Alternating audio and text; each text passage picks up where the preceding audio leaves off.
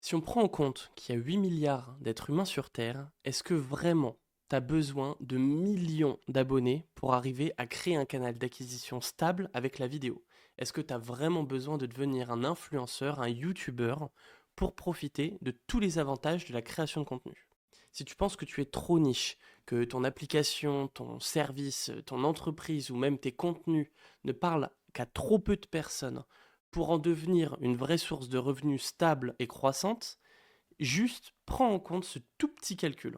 Si on est 8 milliards et que toi, disons que tu te dis que tu es tellement rare, que t'es une personne sur 1 million, tellement t'es rare. Et ben même si t'es réellement aussi rare que tu le prétends, et que t'es une personne sur 1 million, ça veut dire qu'il y a 8000 autres personnes comme toi, qui ont les mêmes centres d'intérêt que toi, qui sont aussi rares et talentueux et nichés que toi, et qui ont les mêmes besoins, les mêmes expériences, et qui ont très envie d'avoir quelqu'un qui leur crée une solution, qui leur crée du contenu qui réponde à leurs besoins. Donc, juste avant d'aller plus loin, évidemment, je ne parle absolument pas de tout ce qui va être B2C et de ce qui va être du contenu entertainment qui est là juste pour divertir le public. Je parle majoritairement à des entreprises B2B, des entrepreneurs ou des créateurs qui veulent faire en sorte que leur contenu soit un gros canal d'acquisition, scalable, que ce soit prévisible, rentable. C'est ce qu'on fait à l'agence, c'est ce qu'on fait au studio, c'est ce que je fais avec mes entreprises. Et je n'ai pas du tout l'expérience ou les compétences pour parler de ce qui va être tout ce qui va être B2C, YouTuber, full-time influence, c'est vraiment pas ça. Moi, je parle vraiment de la création de contenu comme canal d'acquisition pour des entreprises ou entrepreneurs. Donc en fait, le premier piège justement dans lequel tombent ces entrepreneurs, ces B2B avec qui on travaille, c'est que ils ont envie de faire comme ces youtubeurs ou ces influenceurs qui vivent de leur contenu. Ils vivent non pas des retombées business de leur contenu, mais ils vivent de leur contenu. Ils vivent d'un média. Et la majorité des gens qui ont une agence ou même des business de services, des prestataires ou même des industriels avec qui on travaille, ils vivent de leurs revenus, de ce qu'ils vendent, de leurs prestations à eux. Ils vivent pas d'un média dont ils vendent les placements. Et cette manière de se rendre compte que ces influenceurs, ces youtubeurs qui set le standard pour l'industrie de la création de contenu, elle est totalement différente de la manière de créer du contenu quand on est en B2B, déjà, c'est le premier mur à passer. Il est obligatoire à passer parce que ça veut dire que non seulement il faut arrêter de s'en comparer, mais il faut arrêter de se comparer aussi à leurs résultats. Il faut arrêter de se dire qu'on va devoir faire 1 million de vues pour avoir des résultats. C'est même pas vraiment de dire que c'est des vanity metrics, parce que oui, ça fait plaisir de faire 100 millions de vues, 150 000 vues sur un réel, etc.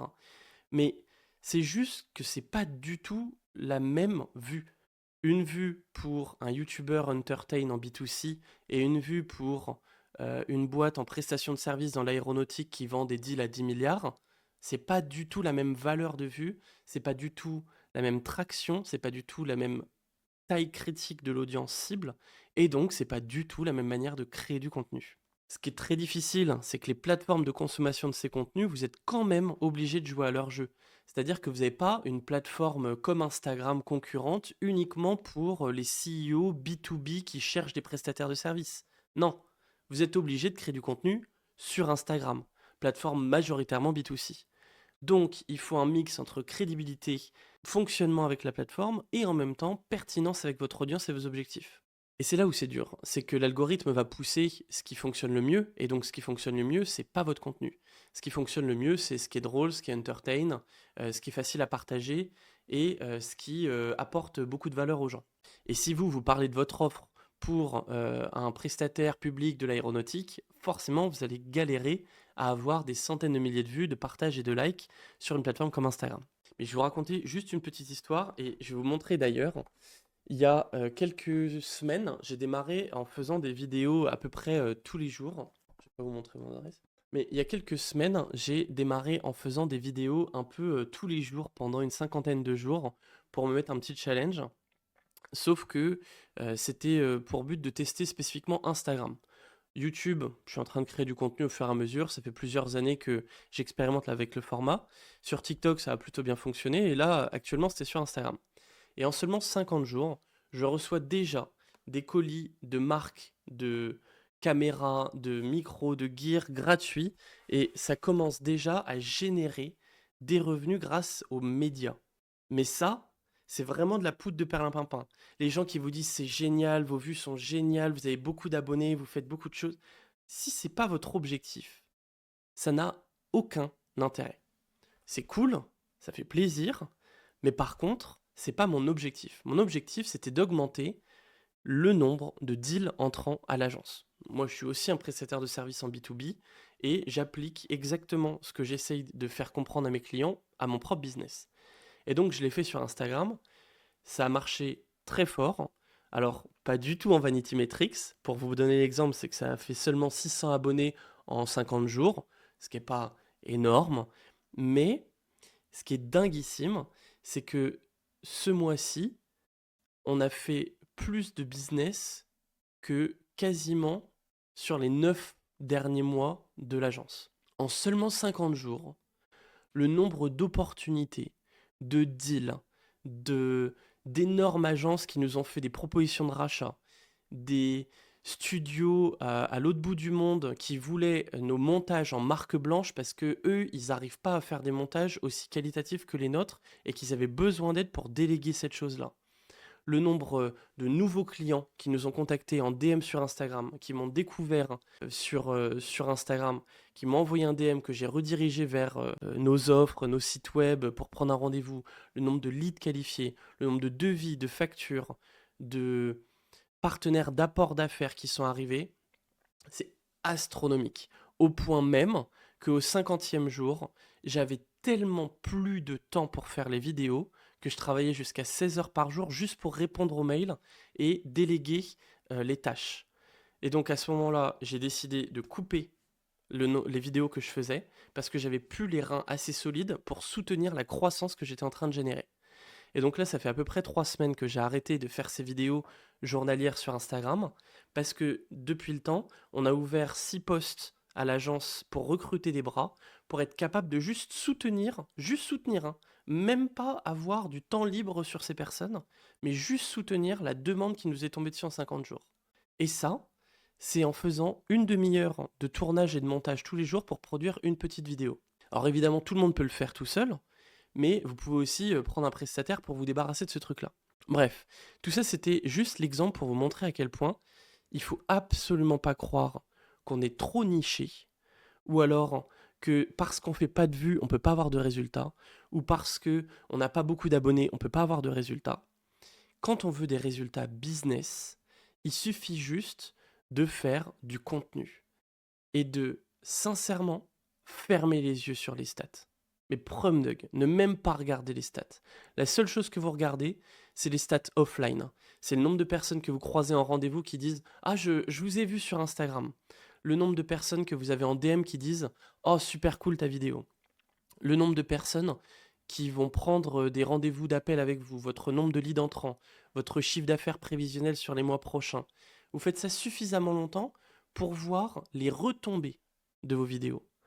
Parce que, évidemment, on a la facilité d'aller juste voir le nombre de vues et de se suffire de ça comme résultat béant de la performance de la vidéo.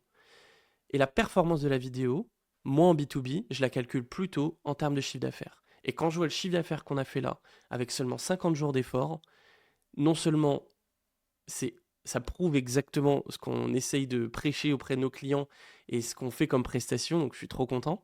Mais en plus, ça me fait flipper à quel point ça fonctionne quand on applique les bonnes méthodes. Et la bonne méthode en B2B, c'est de chercher à être irremplaçable.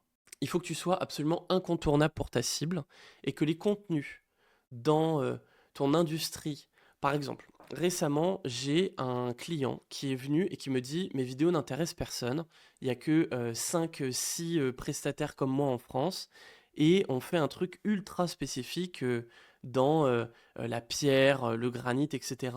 Et c'est une industrie qui est très fermée, très difficile d'entrer. Et donc, il s'est dit, je vais faire des vidéos, mais dans cette niche-là, il y a déjà 2-3 personnes.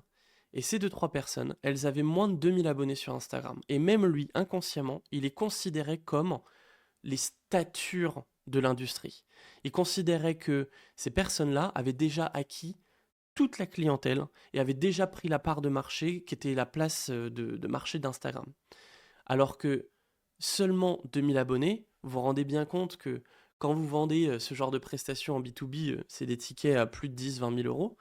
Donc forcément, c'était une énorme opportunité. Et donc, en faisant seulement quelques vidéos, là on est en train de les produire, ce qu'on espère, c'est juste commencer à implanter dans la tête des acheteurs que oui, dans le granit, etc., il n'y a pas que ces 3 personnes existantes, il y a cette petite nouvelle compte Instagram qui est en train de monter et de grossir à fur et à mesure, qui donne son avis, qui a peut-être des préférences différentes, une appétence différente, une personne humaine avec qui on attache mieux qu'avec une autre personne humaine, parce que ça joue énormément sur ça. Et en même temps, si je vous disais que dans votre industrie, il n'y a que 3 personnes qui monopolisent le truc, est-ce que vous diriez «Oh, c'est mort, je peux pas y aller?» Ou est-ce que vous diriez «Mais c'est génial, en fait c'est un océan bleu, il y a énormément de demandes, mais il n'y a que 3 acteurs, j'ai largement de la place». Eh bien c'est plutôt la deuxième chose. Tant qu'il n'y aura pas 100 000 personnes dans ce domaine-là qui créent du contenu tous les jours de manière récurrente et qualitative avec les bons codes et qui font en sorte de vraiment produire du contenu qui touche l'audience et qui apporte de la valeur, bah, en fait, vous avez largement de la place. Et donc, ça se résume un peu sur ces 3 critères-là. Une fois que vous avez commencé à créer du contenu, il y a 3 choses. Il faut être identifié. Donc, c'est-à-dire qu'il vous faut quelque chose de différenciant. Il faut que les gens se disent «Ah, c'est le mec qui...» C'est le mec qui fait des vidéos pour du B2B. C'est l'entreprise qui fait ça. Donc, arriver à toujours se présenter, mettre son ego de côté et dire je m'appelle Jean-Baptiste, ça fait 10 ans que je fais de la vidéo et aujourd'hui je vais vous apprendre à faire truc. Parce que si on a la flemme de le faire, les gens qui ne nous connaissent pas, ils vont pas comprendre pourquoi on est pertinent pour parler de ce sujet-là. Donc être identifiable, ça veut souvent dire parler que à des gens qui ne nous connaissent pas. Faire comme si c'était un pitch, vous êtes à une table ronde de networking, il y a 25 personnes autour de vous, bonjour, vous vous présentez, et vous faites comme si personne ne vous connaissait. Vous avez zéro ego, même si vous faites des millions de chiffres d'affaires, chaque vidéo peut être une découverte de votre tête par un nouveau potentiel client. Donc il ne faut pas le mettre de côté. Et puis les gens qui vous connaissent déjà, c'est le deuxième point, vous allez vous dire, ah mais eux, ils me connaissent déjà, je vais les faire chier à me répéter. Ok, ils vous connaissent déjà, ils ont peut-être déjà vu une ou plusieurs fois. C'est peut-être déjà vos clients. Ça fait combien de temps que vous n'avez pas travaillé avec? Ça fait combien de temps que vous ne les avez pas vus? Ça fait combien de temps que vous n'avez pas réactivé? Ça fait combien de temps que vous n'avez pas relancé votre réseau en envoyant un message, un mail, non intéressé en demandant comment est-ce que ça allait? Est-ce que vous voulez faire un café? En fait, être présent, c'est non seulement être identifié, donc être découvert, mais c'est aussi être compris, c'est faire du lien. Et ce lien-là, de le faire vivre, si vous avez déjà 20 ans d'expérience et une base de données de clients de 10 000 personnes, vous allez juste maintenir le lien vivant avec cette base de données de 10 000 personnes en faisant une vidéo de temps en temps, plutôt que de devoir maintenir un réseau au cordeau avec des notes, un Rolodex, envoyer des SMS, se souvenir de la date d'anniversaire du chien de un tel, l'enfer. Alors que juste être visible en non-stop sur leur téléphone en apportant de la valeur dans votre domaine, vous êtes identifiable par des nouvelles personnes, mais surtout reconnu, compris et vous créez de la confiance avec ceux que vous connaissez déjà. Et ensuite, la troisième, c'est que potentiellement, il y a d'autres personnes qui font pareil que vous, qui ont été identifiées et qui ont la confiance. Et ensuite, il faut être préféré, il faut vendre. Il faut avoir ce petit edge. Est-ce que c'est parce que vous êtes plus rapide que les autres? Est-ce que c'est parce que vous avez une éthique, des valeurs, une présence, une localité, un avantage marché, des fois, ça peut juste être de l'humour, des fois, ça peut juste être l'âge, des fois, ça peut être l'humain, la personnalité du réseau, ça peut être tout et n'importe quoi, ça peut vraiment être minime. Et ça, vous pouvez le mettre dans vos contenus. Souvent, c'est le genre de post qu'on pine en haut de son profil sur Instagram pour avoir cette facilité de consommation. Une fois qu'ils vous ont découvert et créé du lien avec des vidéos au hasard dans le feed, quand ils vont aller sur votre profil, ils vont voir les 3 posts qui sont pin en haut, ils vont cliquer dessus, et le post qui va être, ça va être peut-être qui suis-je, nos offres, et des avis clients, ou comment travailler avec nous, ou comment se passe une prestation. Ça peut être ce genre de posts qui sont pin en haut. Et ça, c'est ce facteur différenciant qui va créer la préférence et donc l'achat potentiel. Donc bref, si on récapitule, vous n'êtes jamais trop niché. En B2B, les stats ne valent rien si elles ne sont pas business. Avant de créer du contenu, définissez vos stats que vous allez traquer. Est-ce que c'est le chiffre d'affaires? Est-ce que c'est le nombre de deals entrants? Est-ce que c'est le nombre de rendez-vous? Peu importe. Et ensuite, créer du contenu avec uniquement ces stats mises en place d'abord et pas avec les vues et pas avec les abonnés.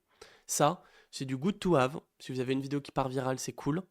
Mais regardez combien de personnes prennent des rendez-vous à partir de votre vidéo virale.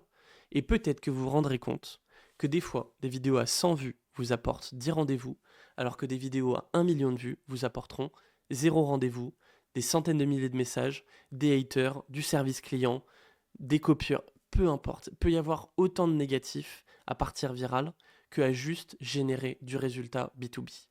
Le seul truc qui fait que ça fonctionne pour certains et pas pour d'autres, c'est qu'ils arrivent à passer outre cet ego difficile de faire des 50 vues pendant des mois et des années sur des vidéos. Mais il faut se rassurer du fait que, ok, je fais 50 vues, mais en fait, les stats que je traque, le chiffre d'affaires, il augmente. Ma rentabilité, elle est bonne. Ma croissance, elle est bonne. Et ok, ça fait pas beaucoup de vues, mais c'est pas grave, parce que c'est pas ce que je venais chercher. Si par contre vous voulez créer un média et vraiment maximiser les vues, la visibilité, on pourra faire une autre vidéo dessus, mais là, c'est vraiment, vraiment pas l'objectif. En tout cas, pour les clients B2B qu'on accompagne, quoi. J'espère que ça vous a plu. S'il y a d'autres sujets comme ça qui peuvent vous intéresser, si vous voulez que je fasse la vidéo justement pour créer un média et vivre de cette visibilité et des placements que pourrait générer ça, parce que pour certains clients, ça peut même être une vraie opportunité business. On a un boucher avec qui on travaille qui aujourd'hui vend même des placements pubs les revenus publicitaires médiatiques qu'il génère sont capables de payer pour les frais de production des vidéos qu'il investit. Donc en fait, il n'a plus besoin de payer les frais de production du tout grâce aux revenus des publicités. Bref, si ce genre de vidéo ça vous intéresse, n'hésitez pas à me donner d'autres idées en commentaire ou à me faire des retours. Je prends tout retour sur ce type de vidéo, que je puisse améliorer le format. Merci beaucoup, à une prochaine. Tchuss.